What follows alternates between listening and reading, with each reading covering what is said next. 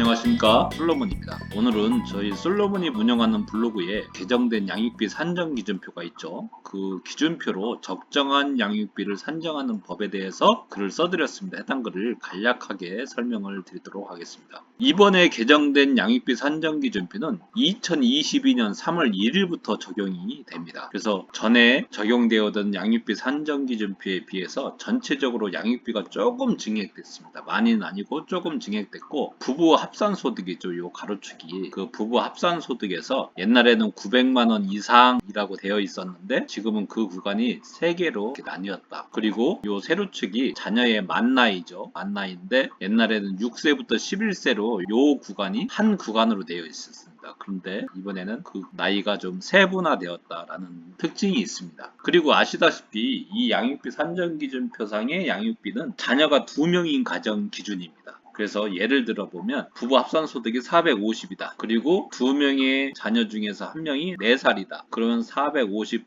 요 구간과 요 구간이 만나는 111만 3천 원이 표준 양육비가 됩니다. 근데 이걸 무조건 적용하는 것이 아니고 여러 가지 여건에 따라서 부부 합산소득이 400에 가까우냐 499만 원에 가까우냐에 따라서 요 최하한 양육비를 적용할 수도 있고 최상한 양육비를 적용할 수 있는데 최하한과 최상한 사이에서 적정한 양육비를 표준 양육비로 정하라라는 내용입니다. 근데 그러다 보니까 계산이 좀 복잡하죠. 그래서 이번에는 비율표를 또 만들어줬습니다. 비율표. 여기 아주 편리합니다. 그래서 아까 말씀드린 대로 부부 합산소득이 320만 원이다. 그럼 요 구간이죠. 그리고 자녀의 나이가 4세다. 그러면 요거와 요거 만나는 27.1%가 소득에 비해서 양육비가 차지하는 비율이다라는 겁니다.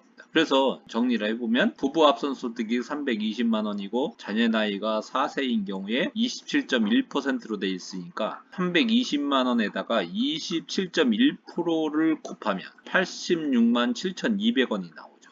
이게 표준 양육비입니다. 그래서 기존의 양육비 기준표보다 비율표로 표준 양육비를 산정하는 것이 훨씬 편하다. 그래서 비율표가 있다는 거에 특징이 있습니다. 이 비율표로 표준 양육비를 산정하면 편할 것 같습니다.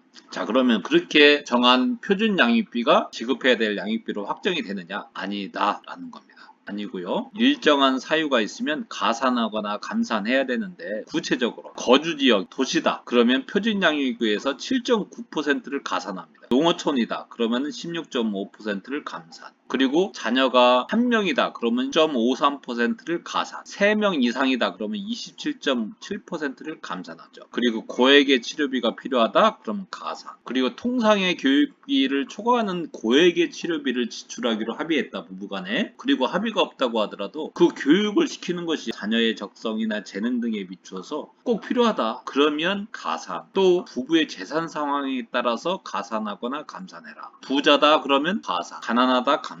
지금 소득이 높은데 재산이 없다. 그러면 감산. 근데 지금 소득은 낮은데 재산이 굉장히 많아요. 그러면 표준 양육비에다 가산. 이렇게 됩니다. 그리고 회생 절차가 진행 중이다. 그러면 감산. 나중에 변제 기간이 끝났다. 그러면 변제 기간이 끝난 날로부터 감산한 부분을 그대로 가산. 이렇게 하라는 겁니다. 그리고 또 하나 특징이 뭐냐면 최저 양육비. 즉 소득과 재산이 전혀 없어요. 비양육자가 무자력자예요. 그럼 양육비를 안 줘도 되느냐? 아니다. 최저 양육비는 무조건 줘야 된다. 그럼 최저 양육비가 뭐냐? 자, 양육비 산정 기준표를 보면 부부 합산소득이 0원에서 199만원이라고 되어 있는 칸이 있죠. 자, 거기에서 자녀의 나이에 따라서 조그만 글씨로 최고 왼쪽에 있는 금액이 최저 양육비입니다. 그래서 만약에 자녀의 나이가 0세부터 2세다. 그러면 26만 4천원은 최소한 줘야 된다. 3세부터 5세까지다. 그럼 26만 8천원을 무조건 줘야 된다. 이렇게 최저 양육비만큼은 줘야 된다라는 겁니다. 최저 양육비도 조금씩 올랐죠. 요즘은 소득이 없어도 최저 양육비 판결 많이 납니다. 그래서 구체적으로 이 표로 내가 지급해야 될 양육비를 어떻게 산정하는지 예시를 한번 들어드렸습니다. 적용 사례를. 이걸 설명을 말씀드리지 않고 한번 들어오셔서 보시면 좋을 것 같습니다. 그리고 유의할 사항이 있죠. 양육비 산정 기준표가 절대적인 것으로 아시는 분들이 많이 있는 것 같은데 이것은 법적 구속력이 있는 게 아닙니다. 서울가정법원이 서울가정법원 내부에서만 적용하고자 만든 내부 지침서 내지는 내부 자료에 불과하죠. 그렇기 때문에 판사가 이거 기준표대로 산정을 안 해도 법적인 책임이 없다라는 겁니다. 그래서 당사자가 합의에 의해서 양육비를 정하거나 그럴 때는 참고 자료로 쓸 수 있겠죠. 하지만 이 양육비 산정 기준표가 오랫동안 서울가정법원에서 적용이 되어 왔고 또 인터넷에서 많이 소개가 되다 보니까 전국 각지 법원에서 양육비 산정 기준표를 무시할 수가 없게 되었습니다. 지금은.